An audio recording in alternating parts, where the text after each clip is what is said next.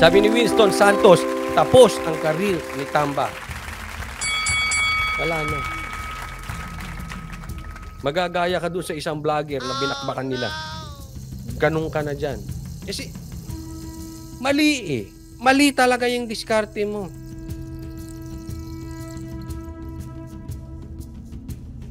Next tayo. Ito. Oh. Tingnan mo ha, papatunayan ko pa, isa pa ito. Denied. House Speaker Martin Romualdez ang issue patungkol sa ugnayan nila ni Vice President Sara Duterte. Anya nananatiling buo ang suporta niya rito. Dati rin umano siyang campaign manager nito noong 2022 na. Oh, eto. Ha? Suportado pa rin ni Tamba si BP Sara. Naniniwala kayo, John?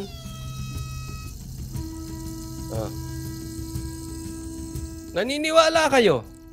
Ito yung sinasabi ko na sa inyo na huling-huli na ito si Tamba. Kaliwat kanan na, public knowledge na. Kahit si PRRD, alam niya na inaatake yung anak niya. Alam ng tatay kung sino nga atake. Tandaan nyo, presidente yung tatay. At syempre, merong ibang nararamdaman ng tatay para sa anak eh. Inaatake mo. Tapos ngayon sasabihin mo, hindi ikaw. Yan ang ugali ng mga lalaki. Kahit mahuli ka, huwag kang aamin. Yung ganyang style mo, Tamba, style yan ng mga babaero. National elections, kaya namimiss na niya ang vice-presidente. Kita mo ka plastic milk. Hindi, ito lang ha. Okay, sasabihin ko sa inyo. In my opinion, plastic tong tao na ito. In my opinion, ha? Ipokrito itong tao na ito. Diretsahin na natin. Ipokrito to. Wala ka magagawa, opinion ko yun eh. Pero siguro, malamang-lamang, yung sinasabi ko, agree ang mga taong bayan dito. Plastic ka, Brad. Ay, plastic ka, speaker. May galangin natin. Plastic ka, speaker. Namimiss mo? O nagseselos ka? Ako palagay ko seloso ito eh. Nakita mo siguro nag-holding hand si Marcos. Di ba may picture sila nag-holding hand sila ni Marcos? May mga ganyan kasing tao. Ha? Alam nyo yan eh, may mga ganyan. Kahit sa magkakaibigan, may yung ang tawag namin doon is bakurism eh. Ano naman yung bakurism? Mahilig mang bakod. Sa grupo, kahit magkakaibigan kayo, kahit puro lalaki, lalo na kung may lalaki at babae, babakuran niya yung isa. Ha? Type ko yan. Lumayo-layo ka dyan. Ha? Sige, subukan mong lumapit dyan. May ganon. Mahilig. Sharp ako eh. Pagka ang tao mahilig mang bakod, wala ka na. Itchapwera kita. Bye-bye. Ayoko nang babakod na tao. Minsan may ganyang tao, di ba? Ito, palagay ko, hindi ka palagay ko, ako'y naniniwala, totoo itong sasabihin ko, bagamat opinion ko lang to ha. Ang laki ng inggit na ito kay Sara. Selos to. Kasi panay ang lapit kay Marcos eh. Nagkikita sila ni Marcos, nag-holding hands pa eh. Di gusto mo, holding hands mo rin si Marcos. Wala namang problema. Gusto mo, i-lips to lips mo pa eh. Hindi ko sinasabing tama mag-lips to lips ang kapwa lalaki ha. Hindi ko po sinasabi yun. Ang point ko lang, bahala ka sa buhay mo. Kung papayag si Marcos, i-lips to lips mo. So be it. Pero wag ka nagseselos. Pinaplastic mo, namimiss mo pa. Sobrang inggit mo. Sobrang selos mo. Sobrang insecure mo kay Sara. Naman, alam na ng taong bayan yan.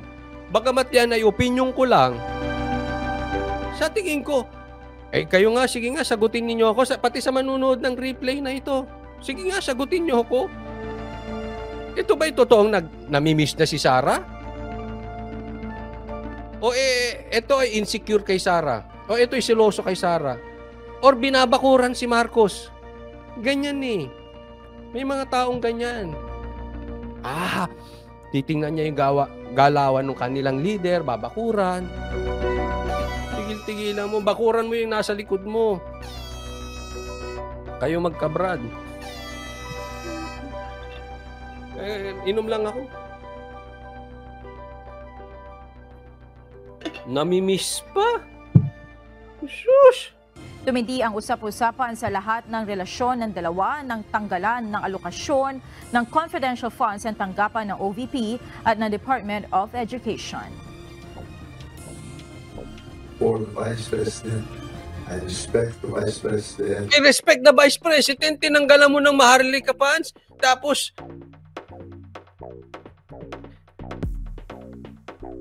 ay, naku, ewan ko na, ayoko na magsalita.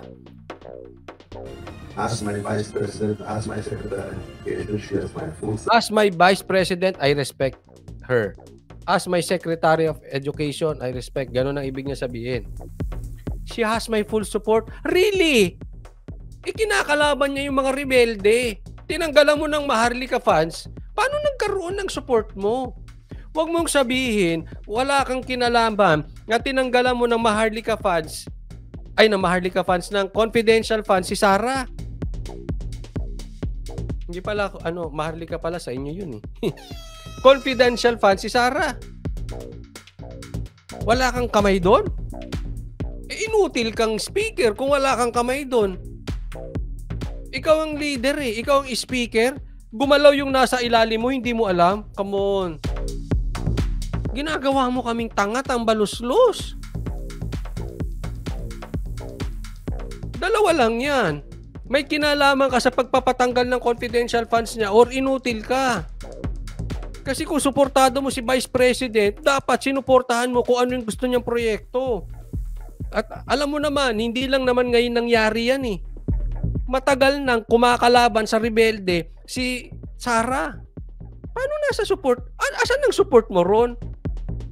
Ni hindi mo pinagsabihan yung congressman mo, support? Support o support? Ano ko talaga to? Ayan, naglaho na tuloy daw yung Maharlika Fund. Hindi Maharlika Fund, confidential. Sabi ni Sam Nul, hindi tayo ginagawang tanga, Coach Oli. Ginagawa niyang tanga ang sarili niya. Sa bagay, alam mo, pag malalaman mo ang isang tao pag malala na, naniniwala siya sa sarili niyang kasinungalingan. Yun. Malapit ka na, Brad. Pagka ganun ka, Brad, malapit ka na, ingatan mo yun. Pag alam mong sinungaling yung sinasabi mo, tas pinapaniwalaan mo, malapit ka na.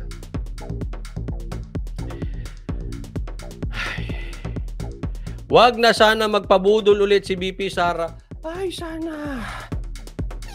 Hindi, simple lang yan.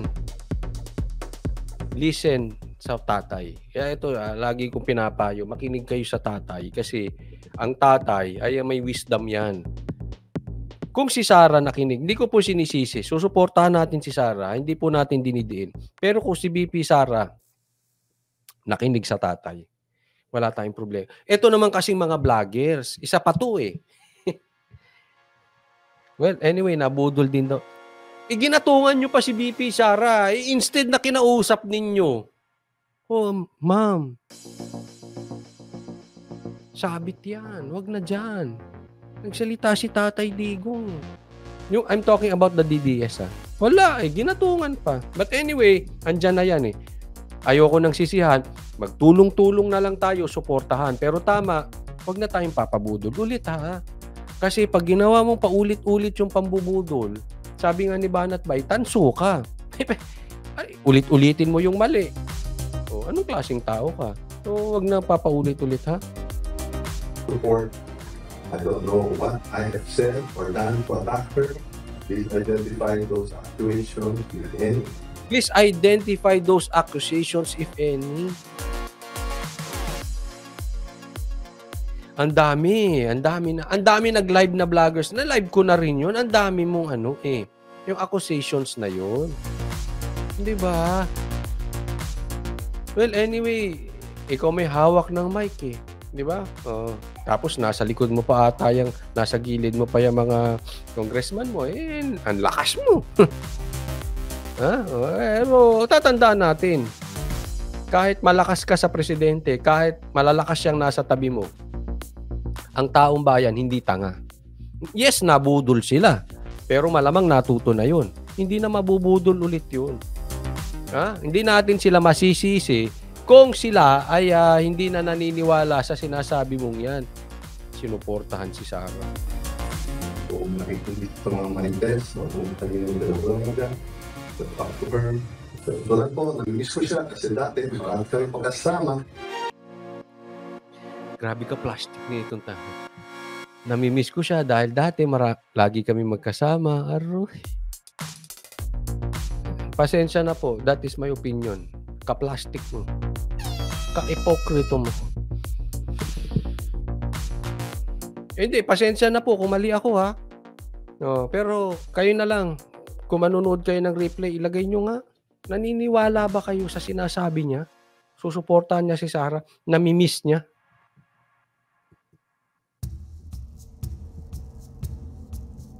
Next tayo.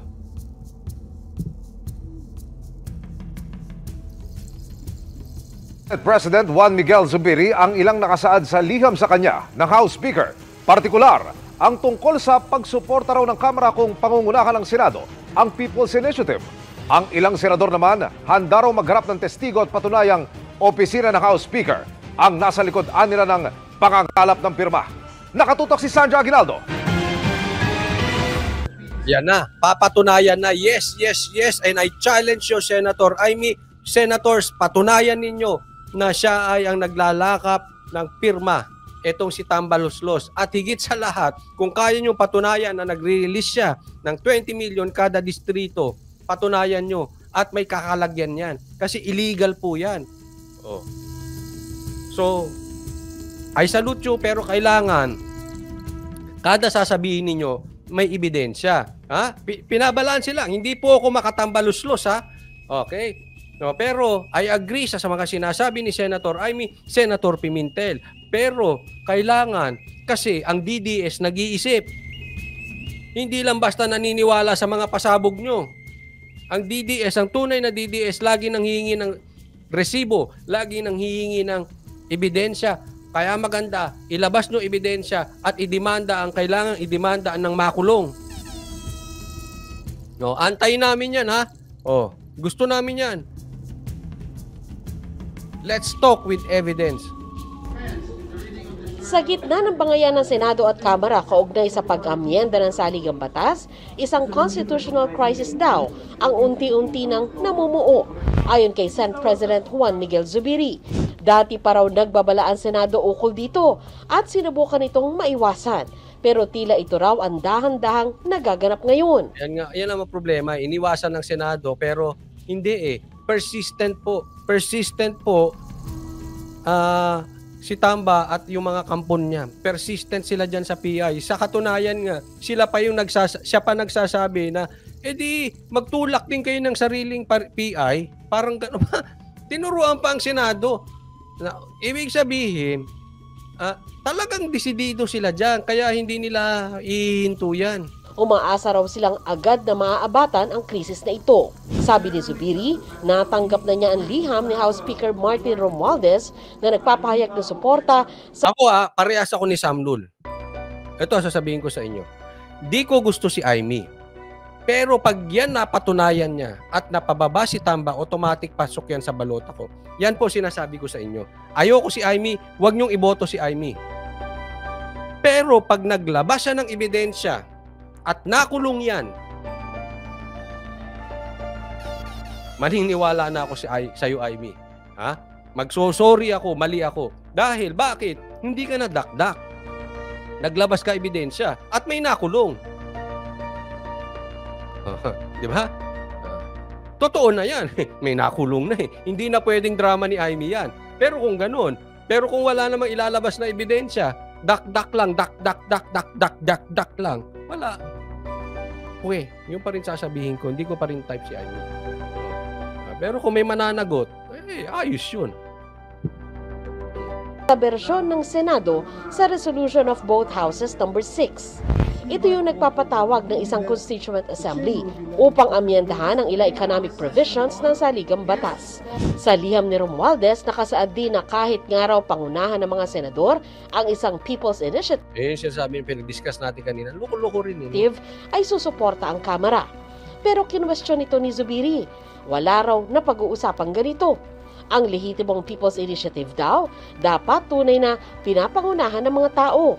Ang kasalukuyang Pakinggan nyo to mamaya, merong babanggitin dito. gumugulong ngayon na People's Initiative sa iba't ibang probinsya, pati na raw ang paraan kung paano ito nangongolekta ng pirma ay mali at hindi ayon sa saligang batas.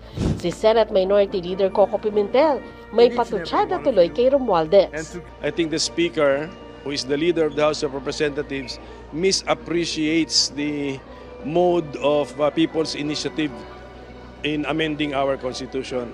Akala pala niya pwede palang politiko ang nasa likod. Ang ginamit na term ni Pimentel, ni Senator Pimentel kay Tamba, misappreciates. Parang hindi niya na-appreciate, parang ganon. Pero, ang tamang word sa akin doon, nililigaw. Alam ni Tamba yan. Dapat ang People's Initiative, walang nasa likod na politiko. From the word itself, from the phrase itself, from the title itself, People's Initiative. Hindi politiko initiative, hindi Tamba initiative. Maling-mali talaga si Tamba dyan. At yan papatunayan. Relax lang kayo. We will never have a Senate-led People's Initiative kasi alam ng Senador na kung meron kaming brilliant idea on how to amend the Constitution, ang paraan na open sa amin, Constituent Assembly. Yan ang paraan nila, Constituent Assembly. Pero saka na natin discuss dahil mahaba yan. Sa akin, wag muna. No? Lalong-lalo na yung PI na yan. Hindi po yan ang daan. Talagang, obviously, pinipilit nila. Alam namin yun. Not People's Initiative.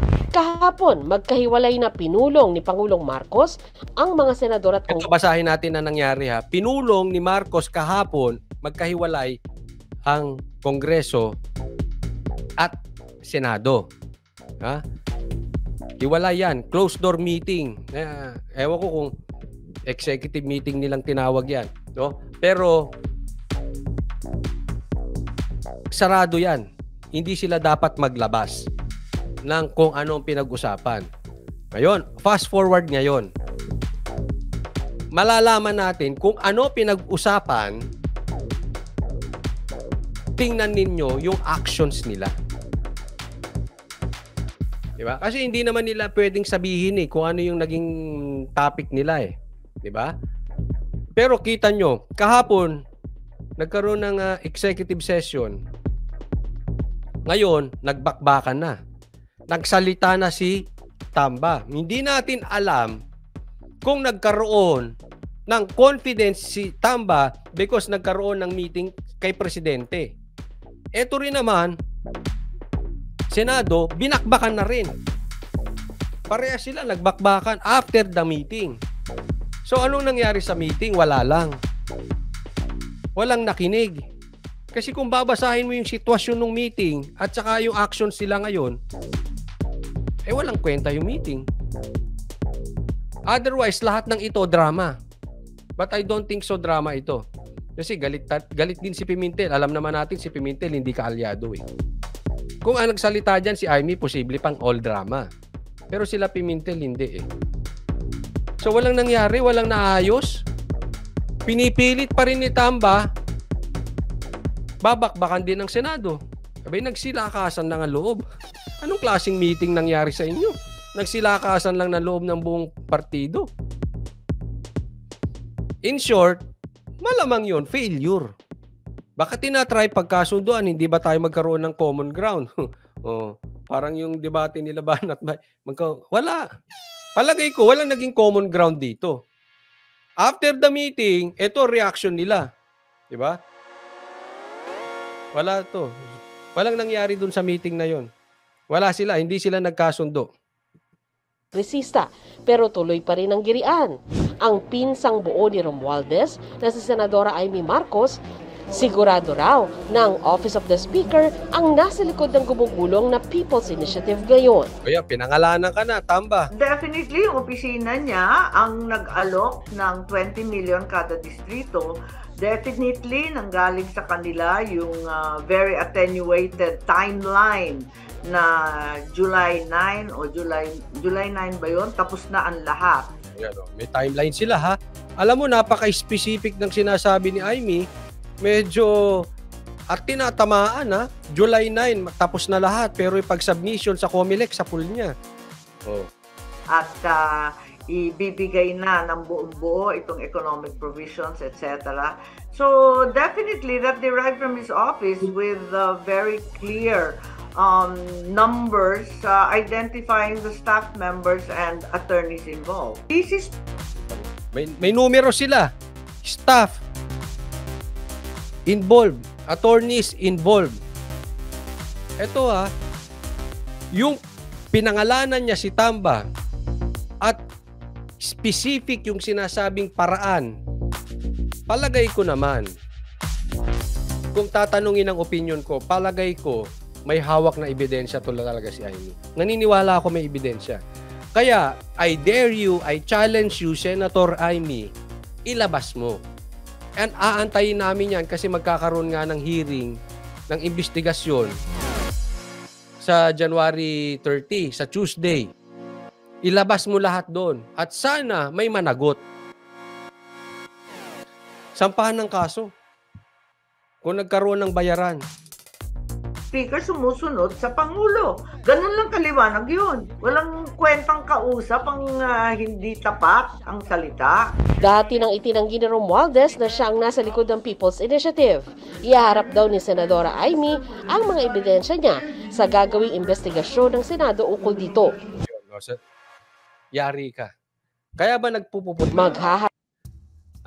Kasi ilalabas yung ebidensya sa investigasyon sa Senado which is January 30. Kaya ba nagpapapuputak-putak na to si Tamba? Sigurado ako, andyan yan sa linggo, kakapit yan kay Presidente.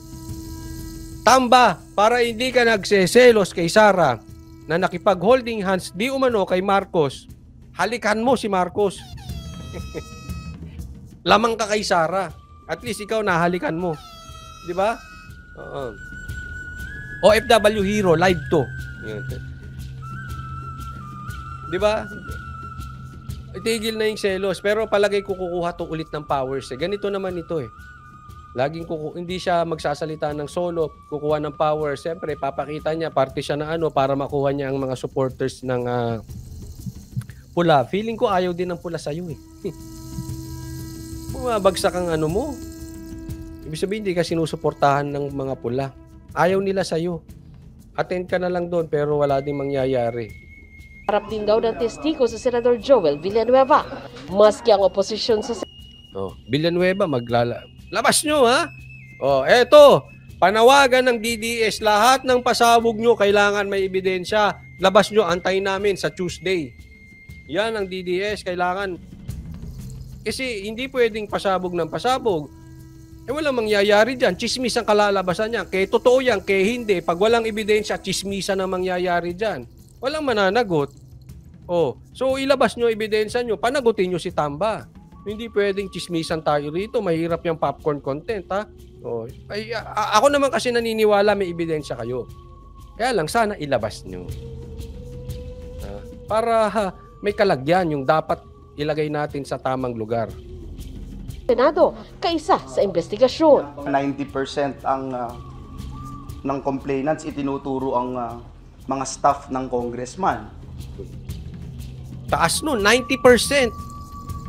Tinuturo ang staff ng congressman. Sino nagutos doon? Senado. Sino nagutos doon? Ako. Kayo. Mayor. Sino pa? Kanino ba susunod niyang staff? Staff nyo yan may basbas niya yan. Nailoloko tayo ng mga congressman na ito. Nagkataon ba na doon sa... Greg, ito lagi nating tatandaan. Tama si Lisa Pem.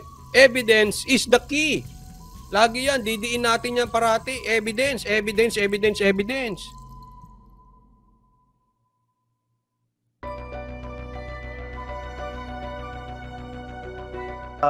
Mindanao, ganun din. Sa Visayas, ganun din. Sa Luzon, ganun din. Meron na po mga voicemail na pinapadala, boses ng mga kongresista. Voicemail. Kaya, Tamba, delicates ka rito. Itong mga nagsasabing sila ay may ebidensya. Ito ay hindi vloggers na kailangan ng views. Ito ay mga senador. Hindi ito magsasalita ng basta-basta na walang ebidensya. Hindi natin alam kung maganda yung kanilang motibo, but nevertheless, merong hawak to. Wag lang puro forma, sana ilabas nyo. Kasi ako naniniwala hawak nyo yung ebidensya. Masaya. Masaya ang malaking mangyayari sa linggo. Kasi sa linggo, sabay. Sabay ang rally ng Duterte at ng Marcos. Sa Tuesday naman, iimbestigahan si Tambaloslos. At may ebidensyang ilalabas sa Senado. Lagot ka na talaga, Tamba. May kalalagyan ka. Ngayon ako mabibilib sa Senado kung sila ay puro lang dak-dak o maglalabas ng ebidensya. Na tinuturo po ang liderato ng Kamara. We have to... Diretsahan na yun. Sino ba liderato ng Kamara? Hindi si Speaker Tambaloslos Romualdez. No, of course, the legalities on this matter.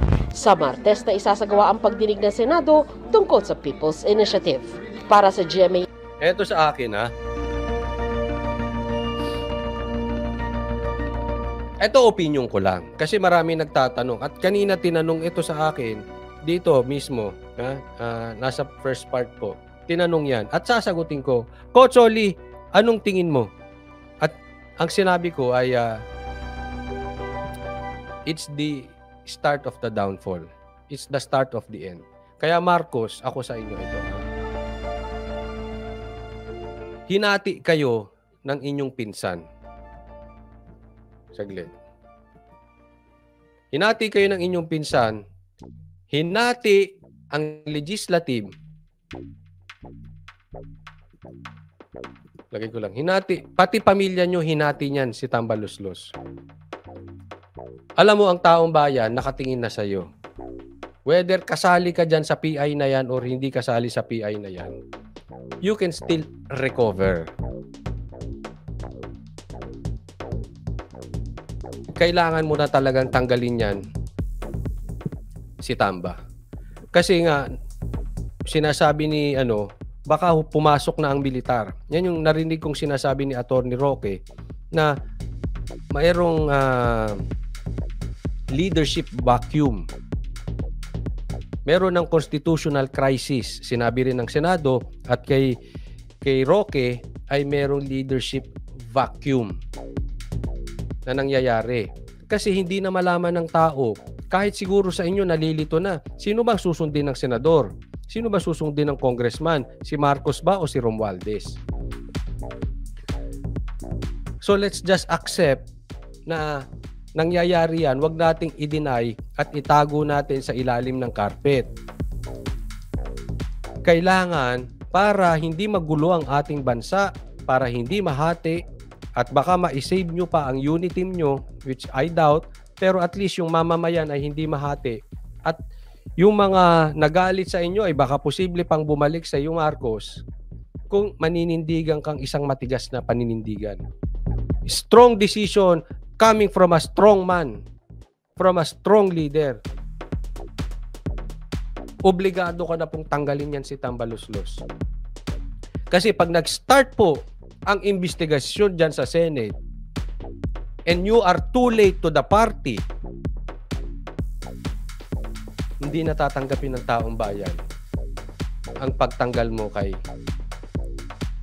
Romualdez. Iisipin nila, sarili mo lang din ang inisip mo, Marcos.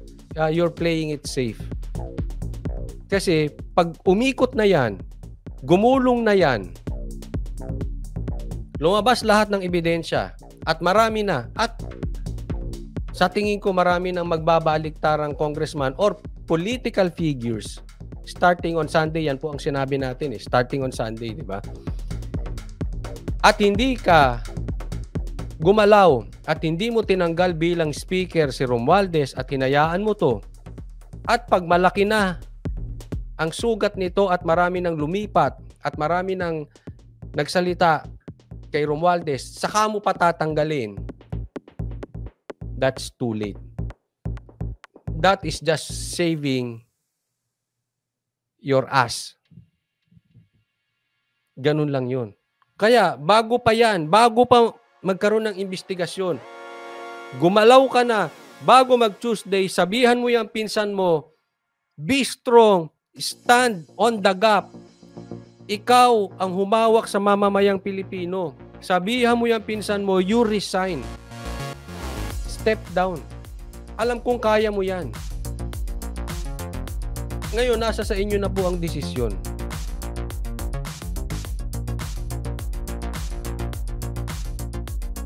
Kung sasabihan mo yan or hindi. But then again, we cannot blame the people. Pag masyado nang malaki at masyado nang lumubog yung barko, kasama ka pong lulubog dyan. So habang hindi pa lumulubog at nakikita mo lulubog na yan si Romualdez, yung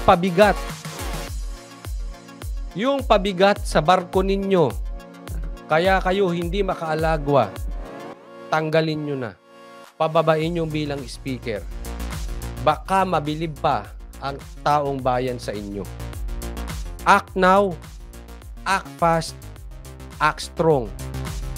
With all due respect, President Marcos, galawan nyo na yan. Nag-aantay ang taong bayan. Panawagan, tanggalin na yan si Speaker Romualdez. Nang dahil dyan, nahahati ang bansang Pilipinas, nahahati ang legislative, yung unity team ninyo, yung pamilya ninyo nahati. Kailan? Kailan ka gagalaw?